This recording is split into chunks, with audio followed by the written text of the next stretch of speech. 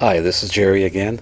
Another one of my favorite features from PowerPoint 2007 that I find myself using a lot in Articulate projects is the selection pane.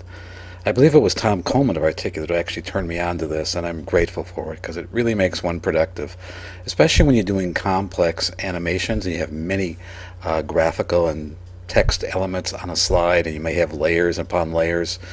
In the old PowerPoint, you have to, move the layer and make a correction or replace a graphic and then restack everything. The selection pane in PowerPoint 2007 is a powerful feature. So here I have a slide, and again, in this course we're finishing up on.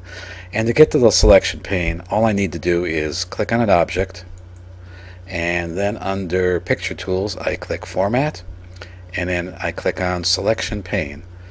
And now I can see all the objects on my slide. Some of them have been grouped, some not. And one of the nice things that you can do here is actually, if I click on, I can actually hide all of the objects. And I can reveal them one by one just by clicking to this box here with an eye, which shows Show It. So let's say I want to go to group 38. And then I make the group available and everything in the group. I can now double click on this and say this is my, you can actually rename it, which is a neat feature to do now. You can rename your objects. So let's just call this course header. And I might number this in the order that things appear. Let me go down to picture 15 and I'll just double click on it and I'll say it's scientist, and so forth. I won't rename all of them, but just to show you that you can actually rename the objects through the selection pane, the selection and visibility window that opens up.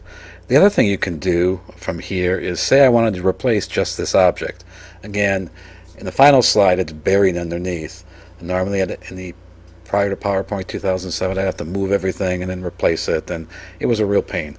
Now I just have to right click on it and say change picture, and I can import another picture to take its place, which I won't do here.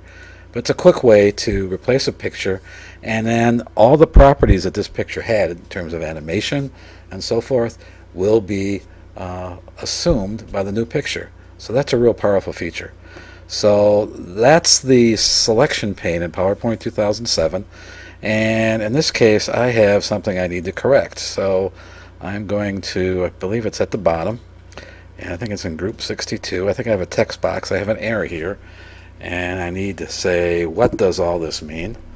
And I'll make that correction, and I'll do a show all.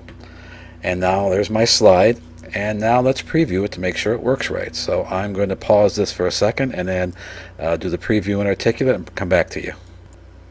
Okay, our slide is now previewing. What does all this mean? And you can hear me in the background with some placeholder audio.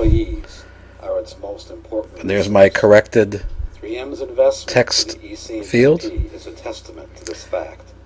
And now everything will start to appear.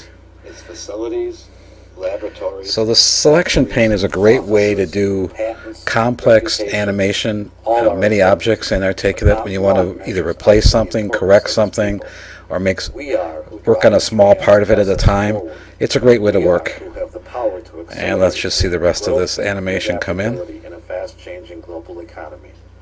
When each of us understands our role at the company and how we can make a difference to company results, when each of us is guided to grow and develop in ways that are valuable to the company, then we as a company are positioned to stay competitive no matter what challenges lie ahead. So that's a selection pane. This one slide was a monster before I discovered that, so I want to thank Tom for getting me onto that. It really became an easy thing to do and an easy way to do a complex graphic for a publication from PowerPoint to Articulate Presenter 09.